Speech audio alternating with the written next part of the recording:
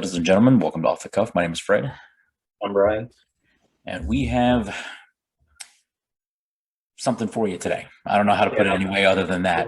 we're not sure if it's going to be short, long, in between. Man, we came into today and we're like, man, we're just going to do like a quick 20, 30-minute episode, especially with the last one was like, it went forever in a day. So we're going to try and shorten it down. But we took on this project of wanting to go over the recently released Fauci emails, and we're not not aware until we started digging that there's 3,234 total emails, a lot of which are just junk and A lot of redacted completely. or redacted completely, which is concerning in and of itself. So um, we're just going to, really go into some of the things that we found through research into news articles, both right and left leaning, and actually reading as much of the emails as we could ourselves. Some of the things that we thought were noteworthy or concerning or interesting. So, without further ado, I think we should just hop right into it. I mean, first and foremost, like the big talking point right now that everybody's getting crazy with is that some of the emails give the impression that the old conspiracy theory by the right that this thing was manufactured in a science lab somewhere over in China.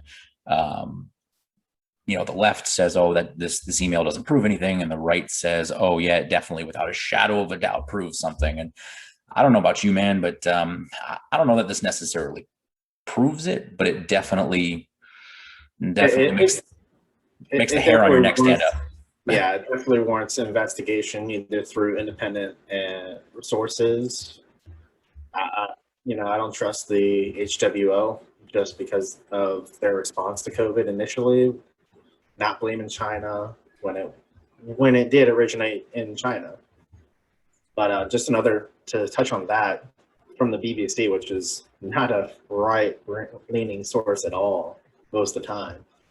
Uh, it says January 2020 email to Dr. Fauci from the director of the country's largest biomedical research facility suggests that unusual features of the virus may indicate it's engineered, prompting Dr. Fauci to say that he'll be reaching out via telephone. So, there's no written, there's no like paper trail for that. Another email in April 2020 from the director of the National Institute of Health from Francis Collins nudged Dr. Fauci with the subject line, "Conspiracy gains momentum," in which the full, Dr. Fauci's response was fully redacted. So, I mean, that does definitely raise some questions. Well, my What problem did is we talked about this before we jumped into this whole thing a little bit, and working in the field that we work in, okay, we deal with redactions and stuff all the time, and just trying to sort through what is typically redacted, what is typically not redacted. Um, Typically things like names, addresses, dates of birth, social security numbers, phone numbers, emails. Like you're going through these emails, and they're redacting people's names when they feel it's necessary, or their email addresses, so you're not bombarding them and stuff. But you don't typically just redact things willy-nilly.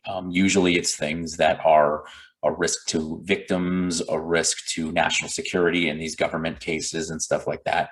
What is in those emails that they're redacting? I mean, you're talking about full page long responses from Fauci when they're discussing a serious topic like it being created in a lab, and the whole thing is redacted, the entire thing.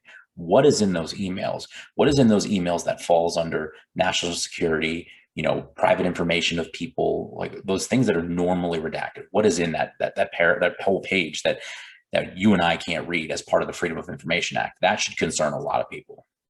Yeah, and I mean, even that, this last month, Dr. Fauci came out and said that he's not convinced of the virus originating from natural and expressed support for an investigation. So, I mean, who really knows? I mean, he flip flopped on a lot of things. There's emails that you were telling me because we went through we went through a lot of them. Just a lot of them's how can I help you with this, or we can Right. spread the word.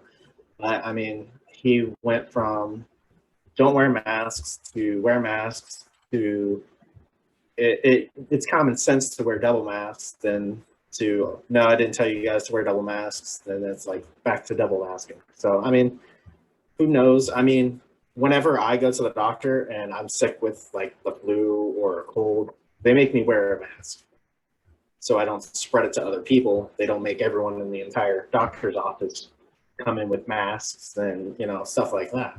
So, uh, and again, the validity of the mask. I'm not saying it's a bad thing when people are sick. Obviously, it's a good thing when people are sick, so you don't spread it as easily. But I think even in the email, what you were saying, Fred, is that he was like, "Yeah, it's not going to do anything." Well, speaking of that email here, he does. It's I believe it was one of the early March emails, right about March 4th or so. It says directly from Fauci, they're asking him about air travel. And he specifically says in the email, masks are really for infected people to prevent them from spreading infection to people who are not infected, rather than protecting uninfected people from acquiring the infection. The typical mask you buy in the drugstore is not really effective in keeping out virus, which is small enough to pass through the material. He concluded by saying, I do not recommend that you wear a mask to travel by air. So, and this is a thing that words from Dr. Fauci, but it's a whole different picture when you look at what was thrown in the media. I mean, what was thrown in the media, social media, all that stuff with all the censorship and everything that was going on.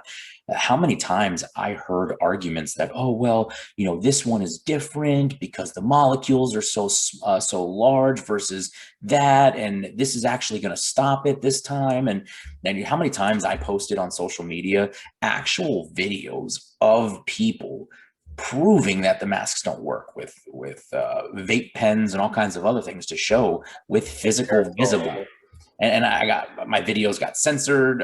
Some of them got deleted. Some of them got flagged. I got bans. I got bans from posting or going live. And this is actual people in the medical field sharing this information and providing physical proof. When you are censoring proof, that is a problem. That is a problem. And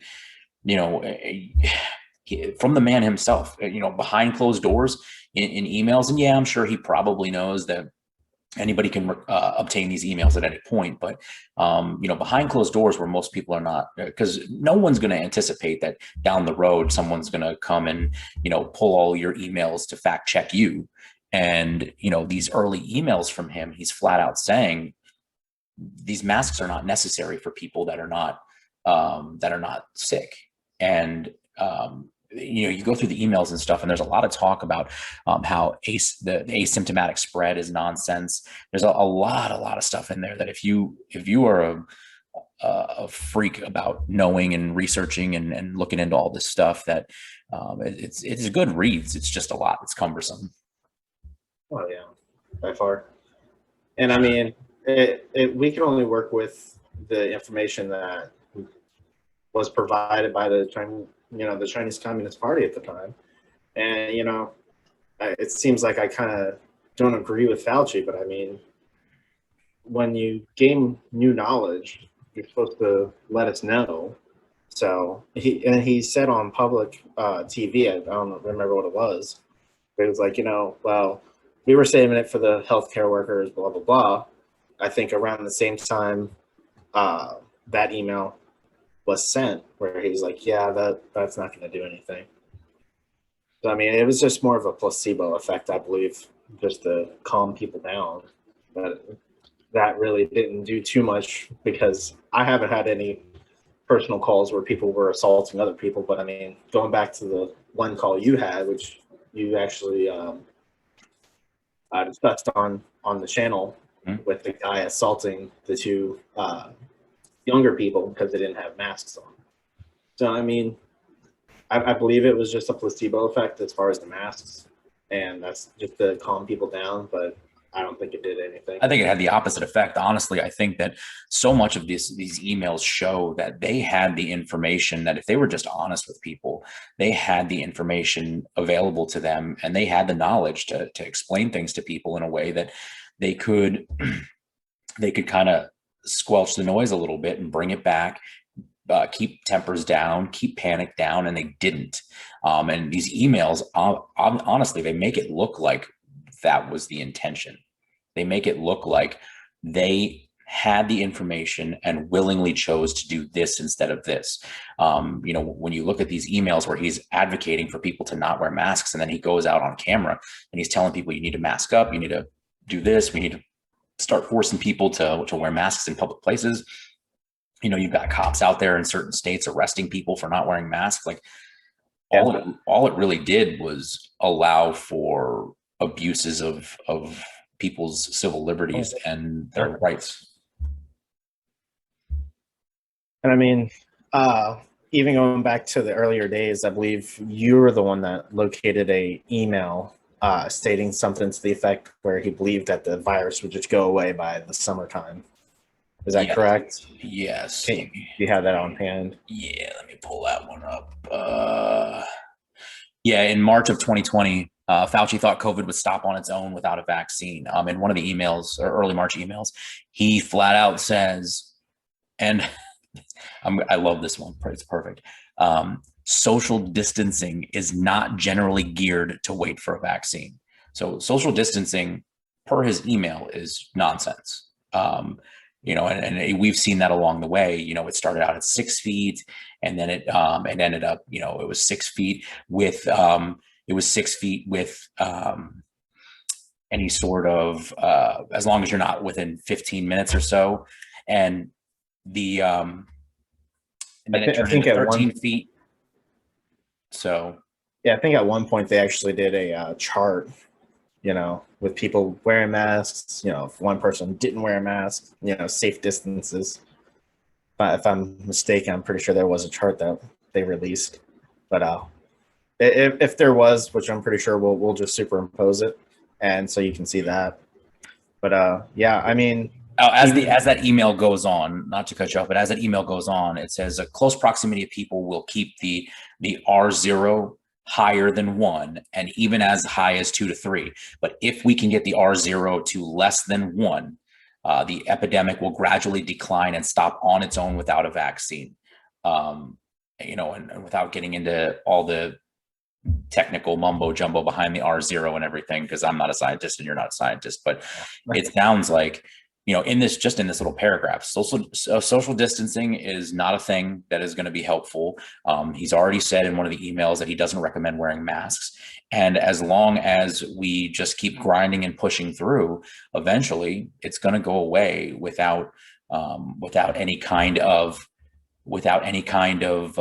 vaccine or anything like that. And you turn around and you've got all these people, they're talking about herd immunity, and we don't want to get crazy into herd immunity, but just like anything else, these things, as these things are going along, these problems are going along in modern day, I keep looking up definitions, and one day they're one thing, and then whenever somebody famous or somebody important or somebody in the right political leaning needs things to be changed, all of a sudden I go back months later and a definition has changed, and the definition for herd immunity has gradually tweaked, because now the definition for herd immunity has never included a vaccine. And the last time I looked it up, it did start including the need for a vaccine and your herd immunity. And it's control, man. It's manipulation and control is the reality of what it is.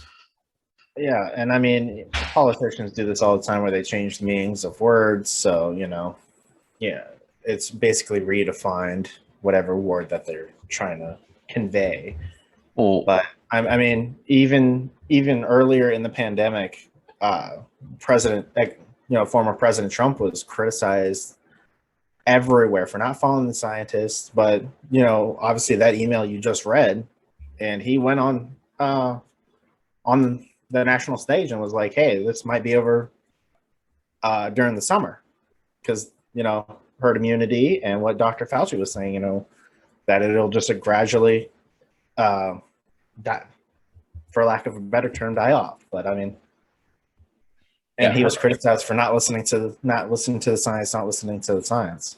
And herd immunity is the population as a whole developing an overall immunization to something. So that doesn't mean you won't get it. It doesn't mean you won't get sick, but the numbers should be tapering off and people should not be dying in droves because the population as a whole has built that resistance in your body, your immune system. So vaccines do not do that. Vaccines do not do that. That's why when you go get a flu vaccine, you have to go get it every single year because you're not building up immunities. So, and it's just kind of getting off subject. The flu vaccine is actually what they predict the strain would be like. It's not even an exact strain type. yeah, because there are some vaccines are designed to actually inject you with what is expected to be a dead version of the sickness.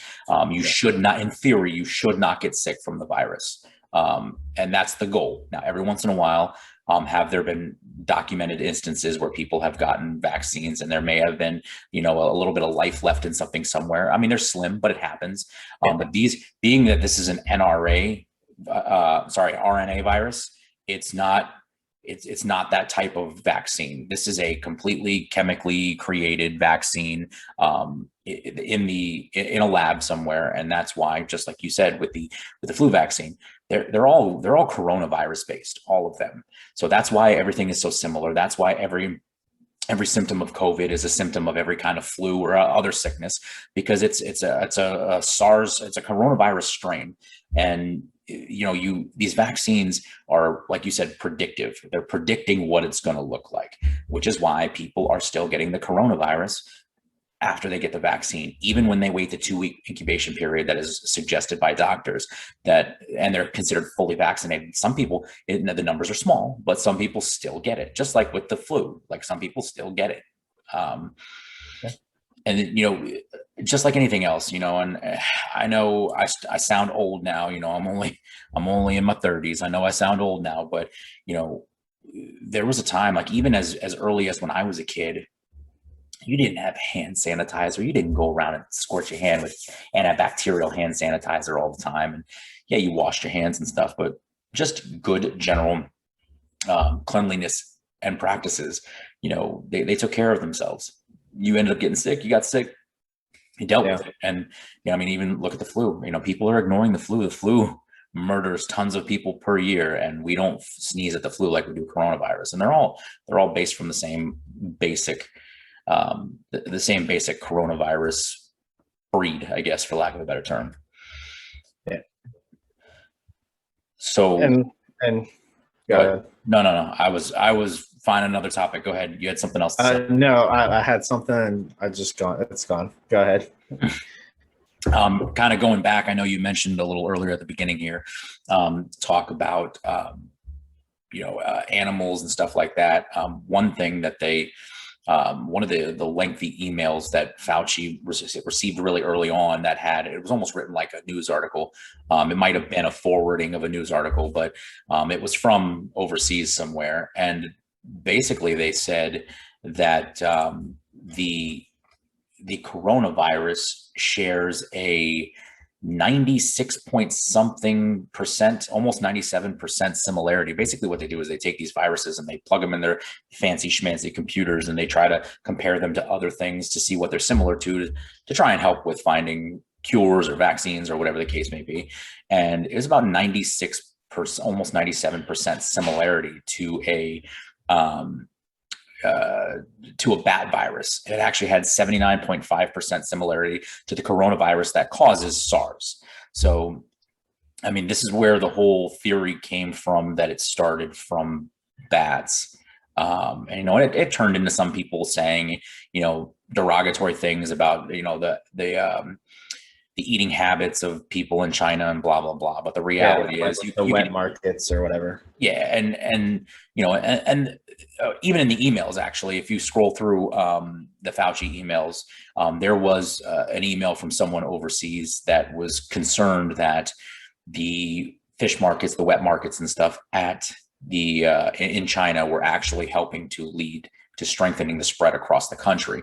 So, YouTube can try to censor that or pull the video down, but it's in the Fauci emails. It's from a person of science that was expressing a concern, not necessarily stating a fact or anything like that, but based off of what they were seeing, they were concerned of that. So a lot of that is where that comes from. And it's not to say that it's not true. Like, even if it was created in a lab or tweaked or modified in a lab or whatever the case may be, it's not to say that it didn't start with bats, whether it's because people are eating them or because people are tinkering with the virus, the virological properties of the virus, whatever the case may be. But or if it just came out of nowhere naturally. I mean, that's why I support a independent investigation. The HWO should not be involved in that.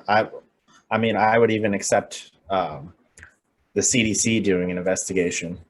I get weary with the CDC, man, because the problem is the CDC, they say, they come out publicly and they say one thing, and people, and fair enough, people hear what the CDC has to say publicly out, when they're making their rounds, and they buy it hook, line, and sinker. But if you go to the actual CDC website and you actually read not the little synopsis they give you in the news or on social media, but you actually read the full page, and there's a lot of things in there that when you read it, you're like, it sounds a little more in depth than what you just said. And it sounds like it's not really lining up to be the exact same thing.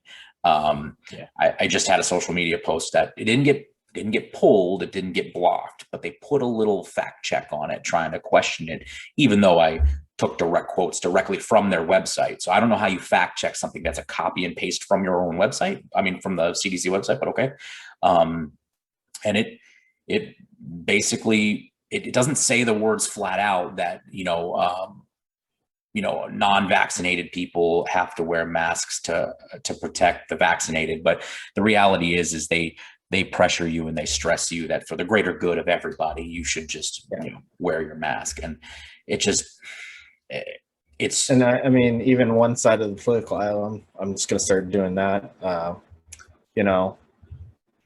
seen a lot of TikToks, just kind of getting a little bit more off subject. But anyways, I've seen a lot of TikToks where people are like, well, I don't want to be, I'm fully vaccinated, but I don't want to be accused of being this other political side. Where they put their mask back on. And it's just like, come on, something that shouldn't be political is suddenly now political, even though we've been told for months that it's not a political statement.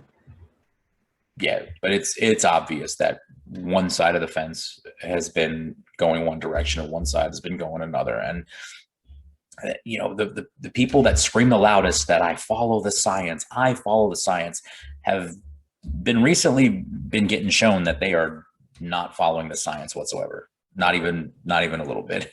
Again, let me say this now, this little disclaimer, we've said it a couple times in the past, but we're in no way, shape, or form telling you not to wear a mask. If you think that if it makes you feel better, or if you think there is a medical need for you to wear a mask, wear it. Or if you want to get the vaccine, I'm not going to discourage anyone from getting the vaccine. All I actually encourage. Go ahead. All I ask for is honesty and transparency in the people at the top. That's all I ask for. So when we get this nonsense, when we get these emails pulled, and you've been telling us for over a year, you've been censoring us on social media, you've been attacking people, you've been calling them names, you've been berating the president because he didn't fall in line with what the media was saying. You have all these things where people are being attacked, people are being hit and kicked and spit on for not wearing their masks. They're being pepper sprayed, they're being shunned, they're being banned from places. You go to Walmart and you're told that you can't go in there. And listen, a business has every right to tell me that I can't come in without a mask, just like they tell me no shirt, no shoes, no service. They have every right, but I also have the right to spend my money somewhere else as well. So while I do agree that I shouldn't be forced to walk in wearing a mask, they have that right to tell me I can't come in. And it's irritating and it makes me mad. And I just choose not to spend my money there if I can avoid it. But the reality is, like, this has gotten so out of control that people are being shut in their houses. Suicides are on the rise. There's so much of our daily lives are being affected in a negative way. And then we get these emails, and all the nonsense that we've been fed so far for the last year and a half is being shown that it's garbage. A vast majority of it is garbage. And, people all the people that were screaming, "Oh, you're conspiracy theorists, you're Trump idiots," and oh yeah, but here we are. Yeah. You know, uh, I mean, just domestic violence. Coming back to law enforcement, I mean, domestic violence has been on the rise. Divorce has been on the rise. And obviously, we don't deal with divorces, but I mean, we deal with civil issues sometimes, and we also deal with obviously domestic violence. And those are one of the more dangerous calls we go to. So, well, and to be clear, because you mentioned, we both just mentioned, suicides on the rise, domestic violence on the rise. We did a thing an episode or two ago where we did some comments by Jen Psaki, and the question was asked poorly. It was, is coronavirus responsible for the rise in violence? It's a poorly asked question, and it sounds stupid. What I think they were getting at was, is the coronavirus causing some of these other things that are causing a rise in violence? So to spin off of what you said and what I said, we in law enforcement see an uptick of certain types of crimes given certain circumstances. So every day that it rains, for example, when we have heavy downpours and it goes on for hours and hours and hours, or in places where it snows, when people are locked into their homes from environmental circumstances for extended period of times, because families nowadays get out and they separate and they go do their own thing and they get time away from each other, so they're not ready to strangle each other. And when they're cooped up in their homes for too long, while like heavy rains and stuff, while we may see a downward trend of like burglaries and robberies and things like that, we see an upward trend in domestic violence, sexual assaults, things of that nature, where people are cooped up together in one place for too long. And suicides go through the roof when people feel like they're trapped and they can't get out. Suicides go through the roof. And that would have been a better way to word that question that Jen Psaki was asked, is something along those lines. And I think coronavirus has, and I do not have the statistical data in front of me to back that up, but just from going to work every day and responding to calls, sexual assaults are the same or higher. Domestic violence is through the roof. I mean, you just went to work the other day, and I showed up to work at 8 a.m. and I called you and you were like, "Bro, I've been at work for 2 hours and I'm already on my third domestic violence." And yeah, the stuff's through the roof because people, and this is what you're causing with your irresponsibility. With when you have emails like this that are showing facts and information, or at least speculations based off of scientific reasoning, and you have this information, you're not relaying it to people, and all you're doing is instilling fear in people and telling them you have to wear masks, you have to social distance, we're going to shut down the country, no one's allowed to go anywhere, you can't go anywhere, you can't do anything. People feel desperate and they're in despair, and it's causing them to lose their minds and do stupid stuff, hurt themselves, hurt others, and panic and do stupid things. And then on the other side of the spectrum, you have people that feel like their rights are being infringed. They feel like they're being pushed around. They feel like they're being told that you're not allowed to do this or you're not allowed to do that, and the government is trying to control them. So they start pushing back. People start feeling cooped up and they want out and they want their freedom back, and they start pushing back.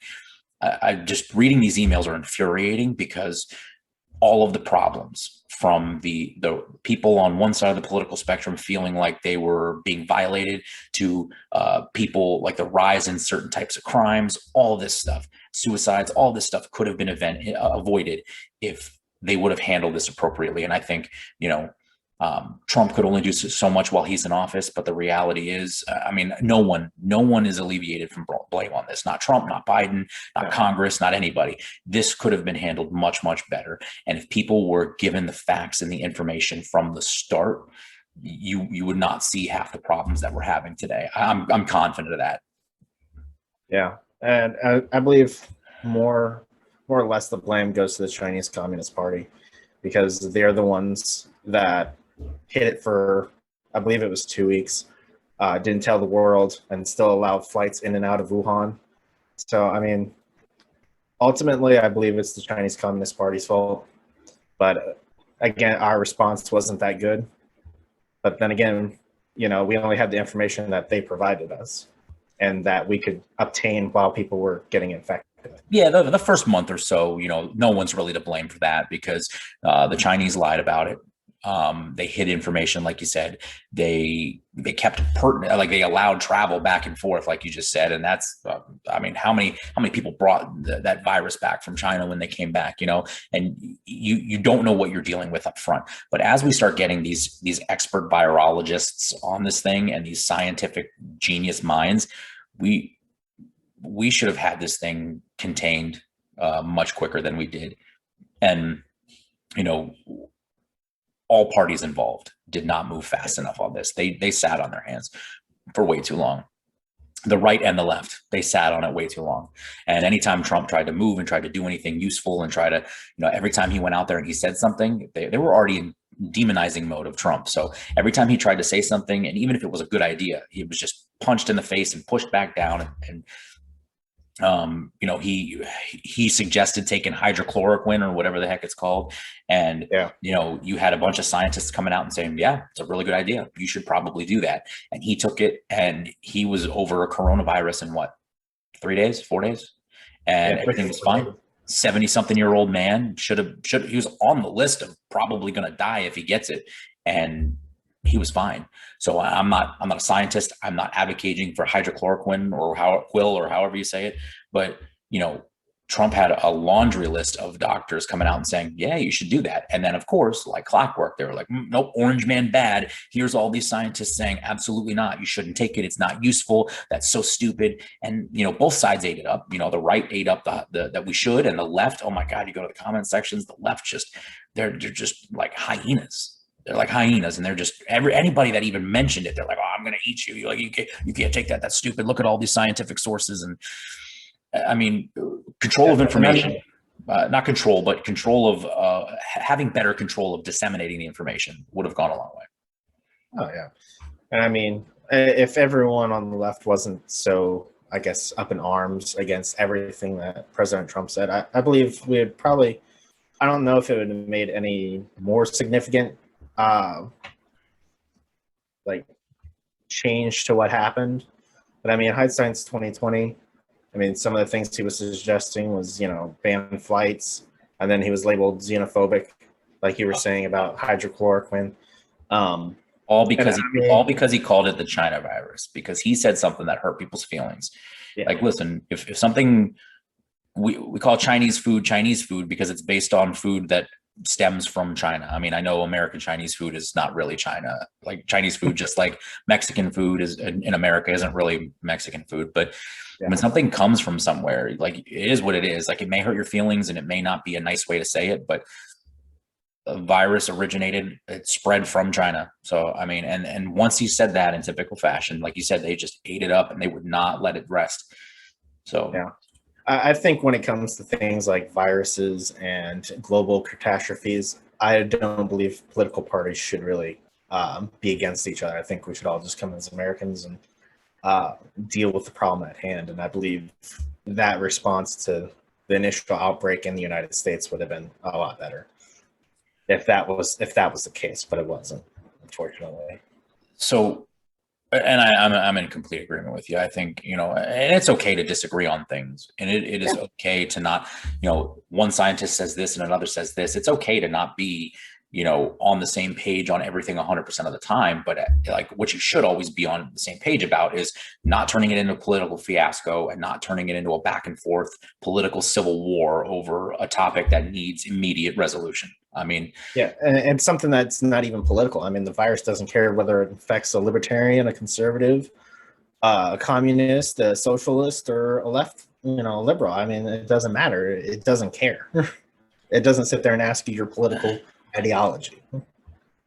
Well, and just some of the hypocritical, nonsensical, like, everybody had to wear masks at all times, but then, they were talking about in schools, they weren't going to make kids wear masks all day, or they were going to, let them, as long as they're social distance, they didn't have to wear masks and stuff. Like, listen, if you were going to force anybody, like if masks were really to protect you from catching it, which very early on, it looks like most people in the know knew that that's not the case. But if masks are really beneficial, then the one place they should be wearing them is school, because I don't know if you know this about children, but they're gross. I have 4 of them, and even the most beautiful of them has moments where it's disgusting. Like I just had one that had the sniffles the other day, and they're gross. And of course, when they're sick, they want that much more attention, and they want to be on top of you, and they want to be all, oh, like, and they're gross. Like they can be disgusting. And that's like my little kids never got sick until they started going to school. Once they go to school and you got all these nasty kids coming in there, like rubbing their noses and touching their face and putting it all over the place. Like that's the one place that they should be wearing masks or distancing or whatever. I mean, distancing obviously doesn't help based off Fauci's impressions, but that's the one place that they should be taking the precautions. But I mean, and I don't think the virtual schools helped really anything either. In my opinion. Having had 3 kids involved in the virtual schools, I would say in general, no, I don't think it did. A lot of their workload was much lighter. A lot of their workload was a lot more nonsensical baby stuff that they should not, like, they're beyond that point in their education. All it did was drive parents crazy because they had to miss time from work or try to get excuses to work from home. And on top of it, it's so much of it is the regular elementary schools and the regular public schools doing virtual learning was not really work at your own pace, but you had to get in there, and they're doing these Zoom meetings, kind of like we're doing here. Like they're doing these Zoom meetings, and I just having been in earshot and hearing some of them, I don't really think that they really accomplished anything. But that's just me. And having an older kid that does the virtual learning, I think especially when you get older, like when you get in that 15, 16, 17 range, they have to have that accountability. They have to be there in front of a teacher, calling them out, holding them accountable. They have to physically be there because they're too much of a possibility of them getting lazy. They've got a computer in front of them and they're like playing YouTube in the background, or they get distracted with TikTok or whatever, or they're playing on their phone. They need to be on their phones. Yeah. And we can't be sitting there like, my wife's working. She can't be sitting there watching them. I mean, I'm at work. I can't be sitting there watching them. And even on my days off, I've got 500 things I'm running around doing, or actually catching up on sleep, one of the two, and I'm with you. I don't think the virtual learning really succeeded at all. And on top of it, look at that. How many times since this virtual learning started, I ended up going to calls where parents and their children are having like a domestic disturbance because the child is cooped up, and they've got they're all crazy, they're stir crazy, and they need to get out and they need to do something. They need to go see people, and they can't because they're expected to be glued to their chair in school. And I mean, it's just, again, it goes back to all the other stuff. People getting cooped up too long and they start doing this. Families that were doing great are now having problems because they're always together, always underfoot, always talking to each other. And it gets to a point where it's like you see someone so much and they breathe the wrong way, and you're like, I want to slap you. Because you just get so sick and tired of dealing with people, the same people. So people need a break. I think school is good for people. I hated school when I was in school, but I think school is good for the average kid. They need to go and they need to be there. They need to be with other kids. They need to experience being away from their parents, being independent a little bit, being on their own. They need that freedom, and being cooped up on the computer at home is not it. No, definitely not. And just one more subject. I don't know if you have anything else to talk about. There was one other topic I wanted us to get to, just briefly, but go ahead with what you got. No, mine's not too important. So go ahead with yours. So one thing that is a big thing in right now with all these emails is the gain of function research. So Senator Rand Paul has made a big deal out of this, being the fact that these emails paint a picture that they were doing what's called gain of function research. And just to give everybody an idea from a quick search, gain of function research is a term used to describe any field of medical research which alters an organism or disease in a way that increases pathogenesis, transmittability, or host range. So in short, what they're doing is going into a lab and tinkering and meddling with organisms or viruses. They do it with animals, they do it with whatever, and they're basically investigating the virus, and they're tweaking it and tinkering with it. They're messing with it to see a lot of things, how they can affect the transmittability, how they can affect the range of it. And that is where I think a lot of the concern came, that it was, made in a lab.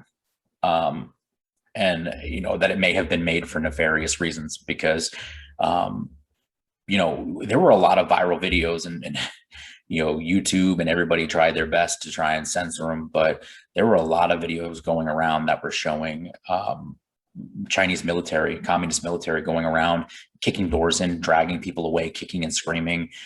These people were never to be seen again. They had all of the people that were, I remember seeing a video, they had all the people, I believe it was people that were possibly infected, or maybe it was people that were involved in research, or whatever the case may be. They had it in this hotel, and all of a sudden, randomly out of the blue, this hotel imploded and everybody inside died. So, and I mean, also during the early outbreaks, they actually would seal people in their houses if they were infected. So and I'm not going to stand here and say that any of this is any proof of anything in particular, but this is why conspiracy theorists go crazy, and this is why conspiracy theorists run with things. And we've been around the block. Like, I am not old enough by a long shot to remember communist regimes like trying to dominate the world. I was not here for Joseph Stalin or Adolf Hitler or anything like that. But there's history. There's video documentation, there's the textbook documentation, there's photographic documentation that shows these government records. Yeah, these things happen, and you can research and read, and you can learn for yourself. And what it really boils down to is we've got a history of people and governments and regimes doing these things, these awful, awful things. And these people that did these awful, awful things are of the same political ideology of communist China right now. So when you start piecing history together, because there's an old saying, those who fail to remember history are doomed to repeat it, or however it's worded specifically. But basically, history is important. You have to know how things went wrong so you can avoid them going wrong again. And another thing I was always told was, history repeats itself. So yeah. So the two phrases designed to paint a picture that if somebody messes up bad, either intentionally or by accident, if you're not cognizant of those errors and what caused them, you're going to be repeating it all over again. And here we are. We've got a group that proudly portrays themselves as a communist regime. And now they're taking actions, in the middle of all this information getting leaked out, that, they're responsible for it. I mean, this is right in the middle of this window of time where, they were hiding information from us. We come out later and we find out they hid information, and the entire time they're kicking doors down, dragging people out. Random hotels are imploding and killing thousands of people. They're locking people in their houses, like just all the tactics, the tactics of a communist or socialist organization trying to keep the information quiet. It's the same thing the mafia used to do. Like that was mafiosa to the umpteenth degree. They silence people, and this is where there's absolutely no documented evidence to say any one of those things was actually the communist government trying to silence people. But we're not stupid. Like, we're not dumb. Like, we have eyes, we have ears, we can see things, and it's a bad look. It's a bad look. So then when you have emails from Fauci, he's got an email where he is sending attachments in these emails that are saying, it says Nature Medicine SARS gain of function PDF. So in the email, he says, it is essential that we speak this AM. Keep your cell phone on. I have a conference call at 7:45. I will likely be over at 8:45. Read this paper as well as the email that I will forward to you now. You will have tasks today that must be done. So it is definitely giving the impression that they are. I mean, I'm no scientist, but I do have a little bit of investigative background, and I'm just putting two and two together. And so is some of the media. He's sending documents, PDFs called SARS gain of function, and then he's telling people you're going to have tasks. That gives people the impression that they were tinkering with this disease in a lab somewhere, which is where conspiracy theorists are going, aha, I told you. That's a problem for me. And then you jump forward, and he's got these emails and everything back and forth with Dr. Shi Zhengli. I know I butchered that. I'm sorry, but she actually there was contact with her that she had SARS research and a bunch of other lab research for viral research in the U.S., and the Department of Homeland Security shut it down because during the research they ended up a virological leak killed a researcher, and they went, nope, we're gonna shut that down, sorry. And she ended up scooting back over to China, and she's continuing her research in a lab in China. And they had right around the time that this happened, there was talk of a lab leak somewhere in China, and all these things kind of just come together. And it's like, listen, none of these are on their own are stone cold facts or proof of anything. But man, when you start guns, when you start taking all the pieces and you start putting them together, they kind of fit together kind of nice. And how do you expect people not to look at that and go, what? Yeah. So, and this talk of all the gain of function research in the emails. I mean, if there's any proof that pops out that he knew about this, there's going to be trouble. Like if there's concrete evidence that he knew that they were testing this stuff in a lab and it got loose either accidentally or on purpose, heads are going to roll. There's going to be a problem. Yeah. So other than that, I mean, those are the big talking points that I've really come across. Let me just comb through my stuff real quick and make sure we didn't look at anything. I mean, there's a lot of emails in here with George Gao, Gao.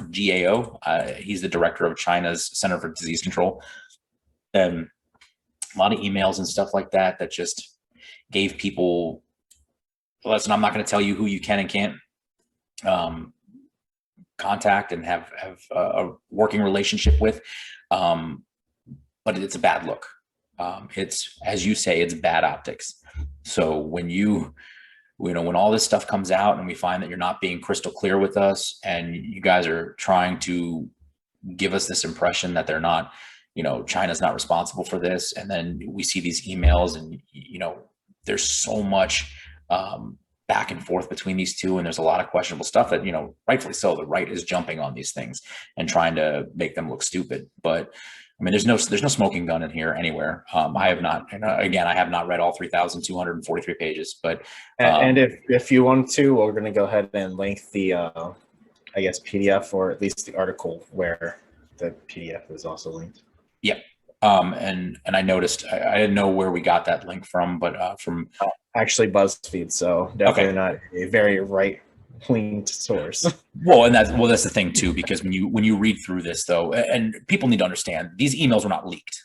These emails were not leaked in the traditional sense, and Facebook, rightfully, like Facebook and social media and stuff right now is rightfully, this is the one time where they're actually censoring things as they should, or not censoring, but correct and fact checking. These things were not leaked. No, these are Freedom of Information Act correct requests. These are totally legal, which any citizen can do to any government official.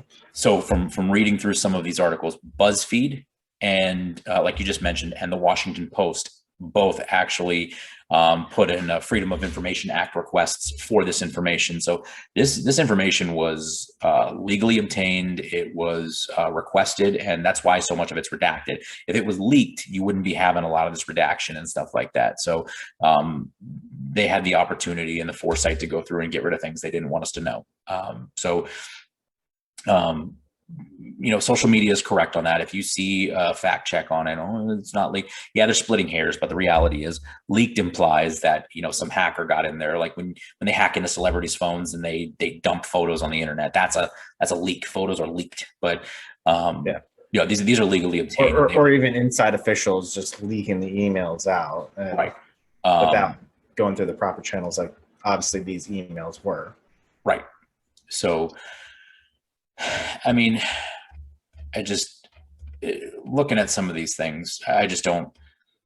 This how could you be so boneheaded to have all these discussions in your email and not know that somebody down the road could come out and look at these things, and none of these things are smoking guns, like we've said a bunch of times, for the right, and none of these are debunking conspiracy theories either.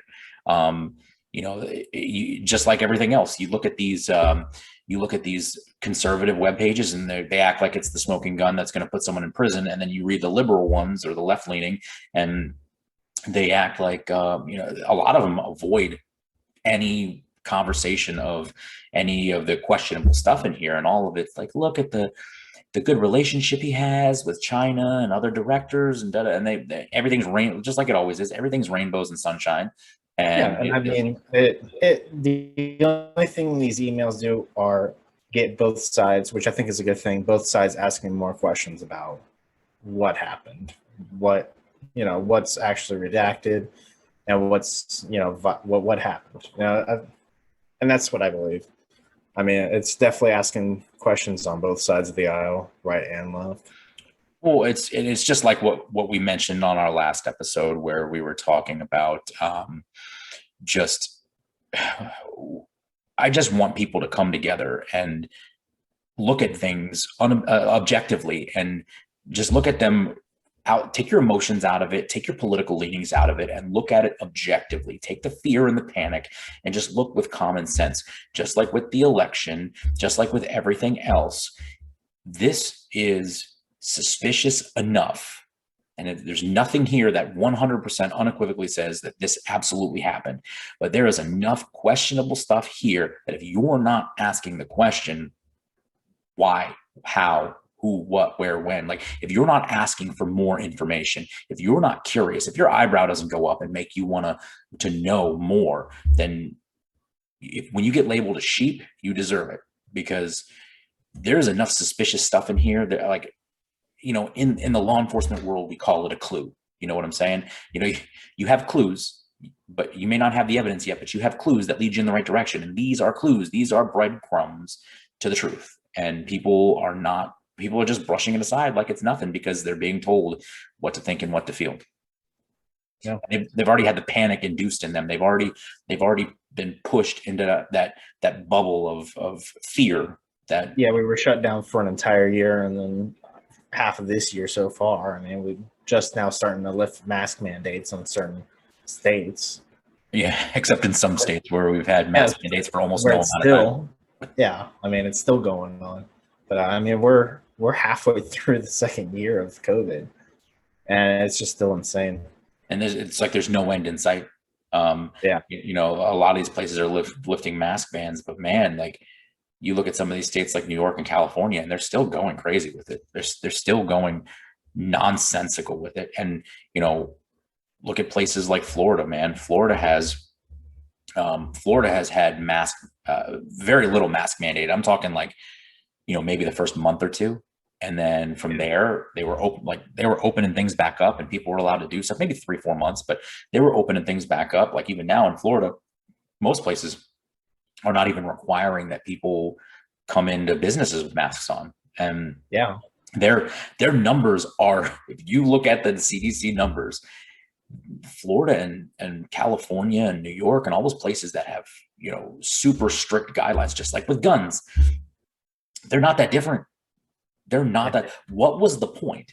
And I think that's the biggest problem, that people don't want to let this go, is they want this last year and a half to have meant something. They do not want to have been cooped up and going stir crazy for the last year and a half. They want it to be true. They want it to be real. But the reality is, California is as bad or worse than Florida is. And I think the last numbers I looked at, they were marginally worse in California.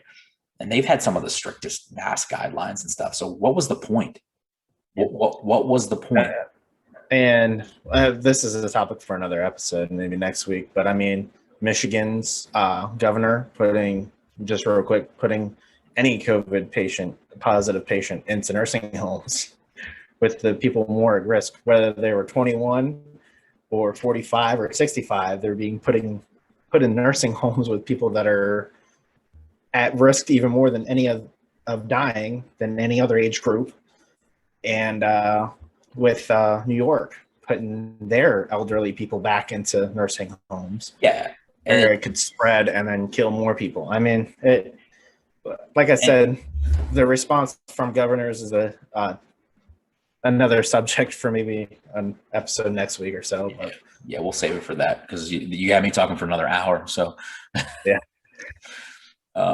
we promised this was supposed to be short. This was supposed to be short. We were not anticipating going this long. So no.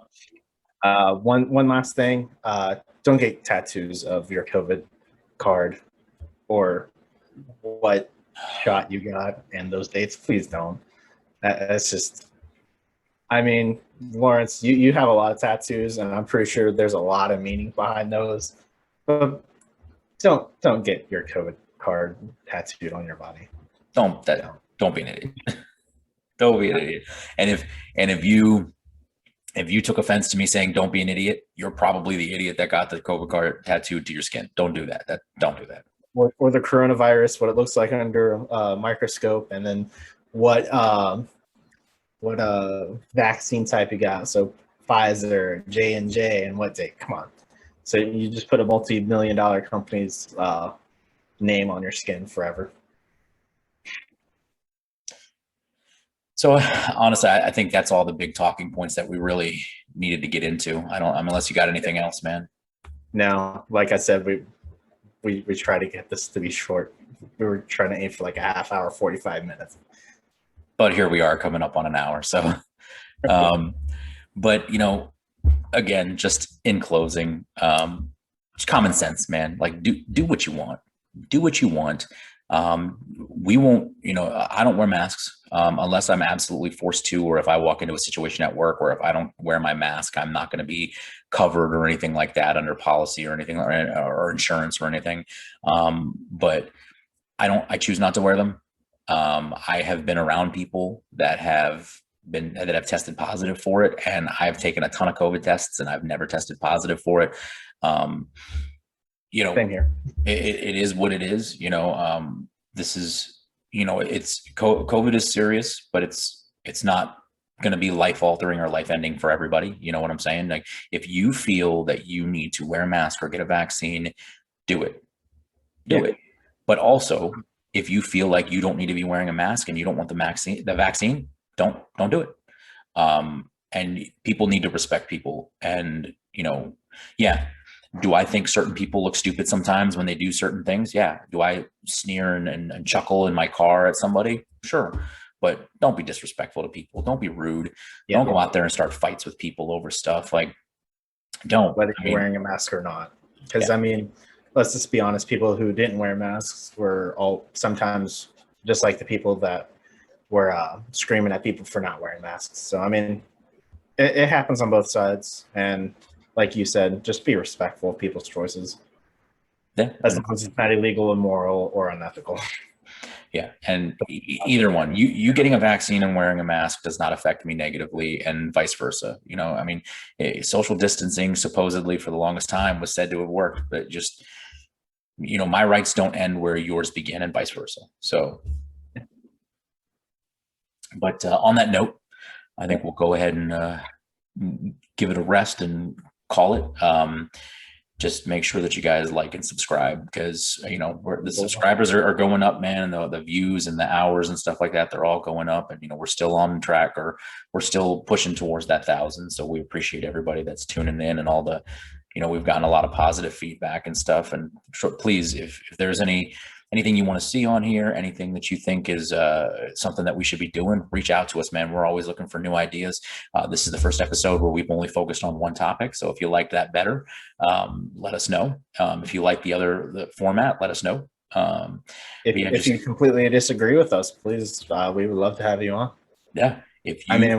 We won't be both trying to talk with you, but I'll kind of be a moderator, since Fred likes to talk a little bit more than I do. Not a little bit. A little bit, yeah.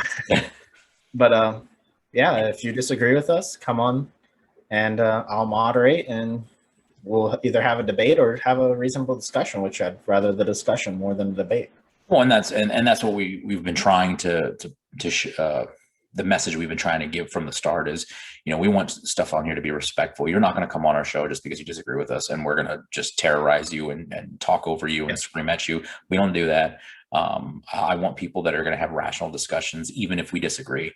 If you agree with us, we'll love to have you on here. I mean, you saw Ron a couple episodes ago, and that was probably one of the more fun episodes that we've done, just having somebody else in here to throw around with and have a good time. And we got a really positive response about that as well. So just, just if you're watching and you're liking the content, but you haven't subscribed, just subscribe, help a couple brothers out, and we're working towards our 1,000 subscribers, and, obviously keep interacting. We've gotten some people commenting here and there, and, interact with us. Make sure you like the video as well as subscribing, and then notification bell, all that stuff. And like all our social medias. If you don't like us, also follow us. Right. So I don't care. Brian, actually, we haven't really had a chance to get on there and start posting on it yet, but Brian just started up our Twitter page the other day. We were a little apprehensive about Twitter just because we know we know how toxic it can be sometimes, but we're going to be bold and we're going to jump on Twitter as well. So we'll put that link down there as well with the Facebook, Instagram, and TikTok, and just keep at it. We appreciate it. Yeah. All right, guys. Well, that'll be it for us. We'll catch you on the next one.